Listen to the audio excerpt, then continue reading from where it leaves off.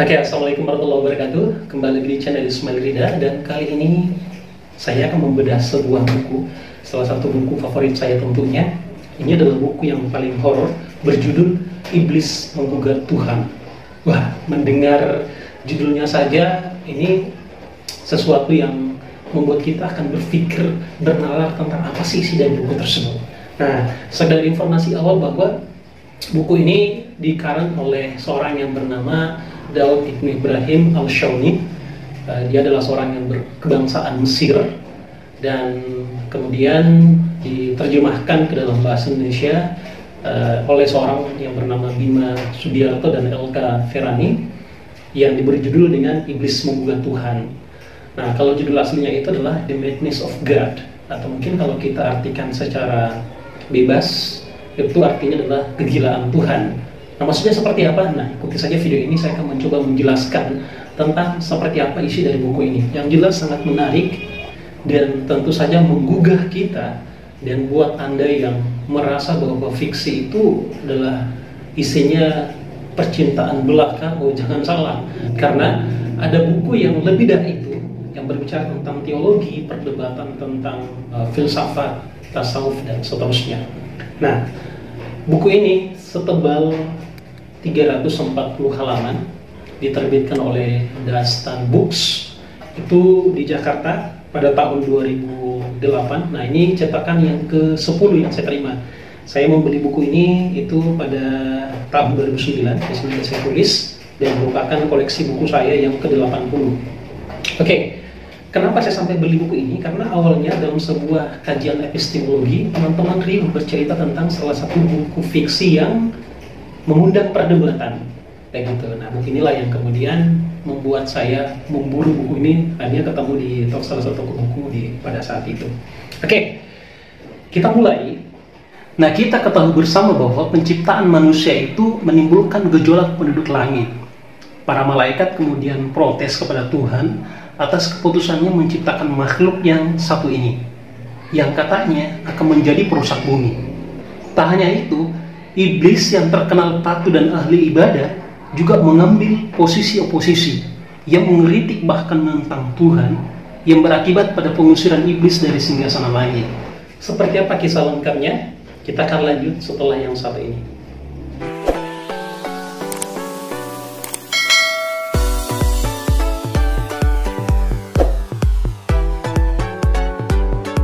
Tapi sebenarnya kecintaan dan kepatuhan iblis ini kepada Allah itu meninggikan derajatnya setinggi malaikat yang hanya dicipta untuk tunduk dan patuh menjalankan perintahnya. Tapi setelah penciptaan manusia, yang menurut pendapat para malaikat akan membawa kehancuran pada dunia, iblis telah dikutuk dan dikeluarkan dari surga, sehingga kecintaan dan kepatuhannya berubah seketika menjadi kutukan hanya karena satu alasan, yaitu namanya kesombongan. Namun, benarkah akibat karena kesombongannya yang mengatakan bahwa aku lebih baik daripada dia karena aku terbuat dari api, sedangkan dia, Adam, hanya terbuat dari segumpal tanah?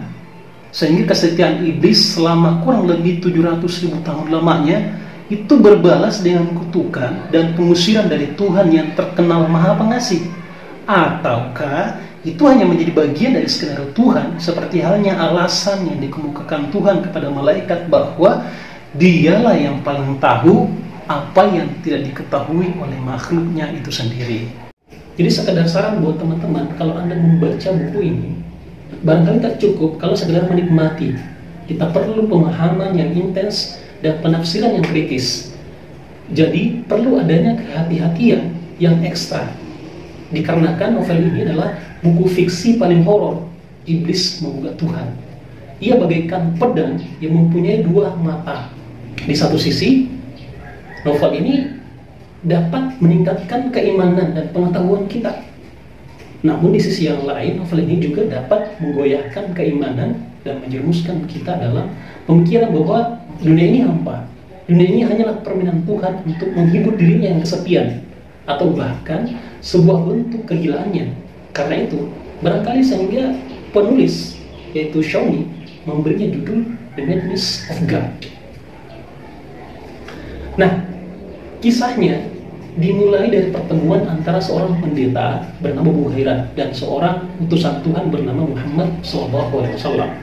Tokoh Buhairah yang digambarkan sedang mengalami skeptisisme, keraguan personal terhadap keesaan Tuhan, yang kemudian diajak Rasulullah. Dia dibawa ke sebuah tempat yang jauh dari hiruk-pikuk keramaian, yang hanya diterangi kerlap-kerlip dan redupnya bintang. Sebelumnya, ia adalah seorang pendeta yang menarik diri dari gereja dan memutuskan hidup menyepi dan menghadapi kegelisahan yang dialami tentang keesaan Tuhan yang dipertanyakan oleh kaum Marcionites, sehingga menjadi pertanyaan baginya dalam kesendiriannya. Jadi dia banyak membaca dan mengkaji buku-buku klasik tentang Kristen. Namun upaya itu tak berhenti menghilangkan kegelisahan teologisnya. Suatu saat, Buhairah menemukan sebuah ramalan tentang tanda kenabian yang akan dilihatnya pada punggung anak kecil, yakni di punggung Nabi Muhammad SAW yang kelak diangkat menjadi Rasul. Nah, setelah menunggu beberapa tahun, akhirnya saat yang nanti pun telah tiba. Jadi dia bertemu dengan Nabi Muhammad SAW dan ia dapati dengan jelas tanda-tanda kenabian tersebut. Nah, setelah itu sang pendeta pun mengeluhkan ihwal keraguan-raguannya mengenai keesaan Tuhan selama ini. Beberapa penggalan kata-kata bijak menghiasi jawaban yang kemudian diberikan oleh Rasulullah SAW kepada pendeta Buhairah. Salah satu di antaranya misalnya, beliau mengatakan, ketahuilah, sesungguhnya keesaan Tuhan itu tersembunyi dari menara lebih kamu. Singkirkan keraguanmu. Pengetahuan tentang keesaan Tuhan sungguh berbahaya dan yang mencarinya mudah sekali tersesat. Nah, Rasulullah kemudian membawa Buhairah ke sebuah tempat yang tak jauh dari tempat tinggalnya. Mereka berhenti di sebuah telaga yang rasanya manis. Di tempat itu terlihat seorang darwis yang memakai jubah rombeng dan menutup wajahnya dengan tangan sambil menangis. Dari bibir sang darwis terdengar alunan kata-kata seperti ini. Di dalam taman cintanya, ia menabur benih kepedihan, merawatnya dengan garam dan air asin, demi mencintai yang esa ini. Dengan cinta yang dapat dia terima, kosongkan benakmu dari selainnya, campakkan cintamu pada selainnya, lalu cinta diri, lalu semua harapan, semua mimpi. Terakhir, campakkan pula cintamu padanya, karena dalam kehadirannya tak pernah ada ruang tersisa bagimu. Nah, ketika Buhairah mendekat ke arahnya, si darwis segera bangkit dengan sayap hitam yang mengembang dari punggungnya. Maka tampaklah wajah seorang iblis. Buhairah pun terjatuh, terjerembab dan mengutuk nama iblis. Bukannya gusar, iblis justru tertawa mendengarnya lalu berkata, "Wahai tukang intip yang ceroboh, kenapa kau kunjungi aku hanya untuk mengutukku dan memohon perlindungan Tuhan? Padahal bukan aku yang mendatangimu. Aku bahkan tak pernah mengganggumu, wahai Buhairah. Engkau yang menggangguku, dan kini engkau mengutukku karenanya. Yang benar saja." Dan kemudian Buhairah berkata seperti ini, "Aku mengutuk, ia yang terkutuk, tak peduli apapun situasinya." Iblis tersenyum lalu berkata, "Kau mengutukku? Sadarlah kau bahwa kau tengah mengutuk ia yang telah dilaknat karena kutukannya. Aku mengutuk Adam dan karenanya aku diusir dari surga. Mestinya kau lebih berhati-hati dalam mengutuk.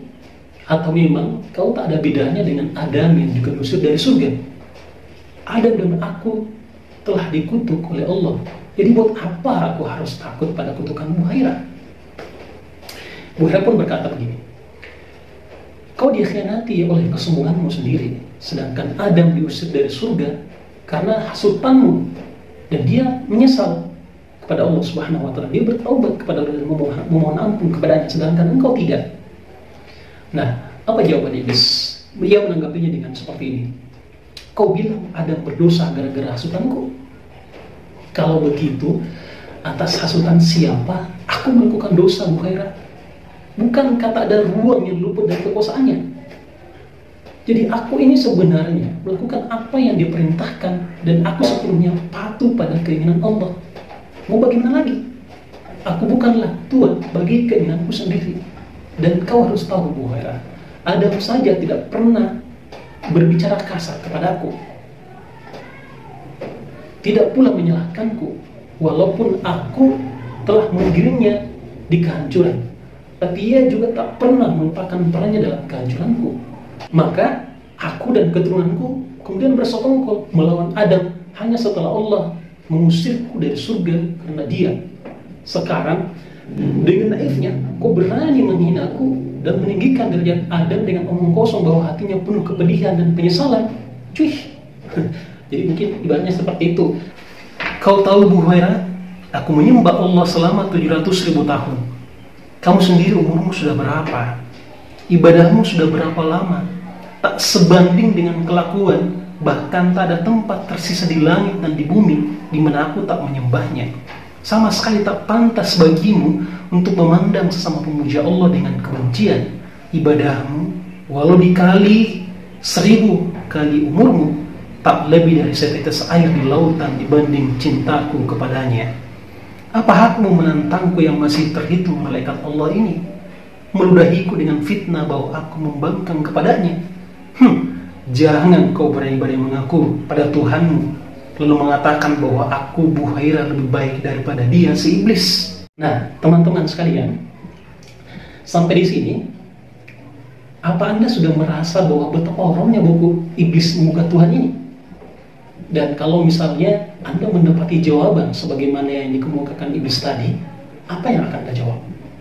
Kebanyakan kita, mungkin ketika kita sudah tidak mampu menjawab atas gugatan-gugatan seperti itu, mungkin kita hanya akan mengatakan bahwa semoga orang itu mendapatkan hidayah. Atau dengan kata lain misalnya, semoga Anda kembali ke jalan yang lurus. Atau mungkin sama dengan yang dikemukakan oleh Bu Huwairah pada saat itu, yaitu meminta agar iblis tersebut kemudian bertobat kepada Allah. Tapi mendengar jawaban itu, iblis tidak tinggal diam dong. Dia kemudian menjawab seperti ini. Bagaimana mungkin aku memohon ampun lantaran mematuhi keinginan Allah? Aku tak mungkin menyembah siapapun selain Allah. Karena itulah perintah yang sesungguhnya. Pembuangan ini adalah ujiannya untuk melihat apakah aku melanggar sumpahku dan memuja seorang berhala. Lihatlah di balik jubah kemurkaannya dan temukan bentuk sejati dari cintanya. Lihatlah di balik gunung kutukannya dan selami permata kasih sayang dan ampunannya. Jangan melihat wujudku semata-mata sebagai hukumannya, karena di balik setiap bejana yang retak pasti disisipkan madu yang manis. Cintaku padanya tak pernah luntur sejak aku berdiri di hadapannya. Kau sendiri Bu Huwairah, kapan kau pernah bersamanya? Kapan kau pernah bertemu dengannya? Kapan kau pernah melihatnya?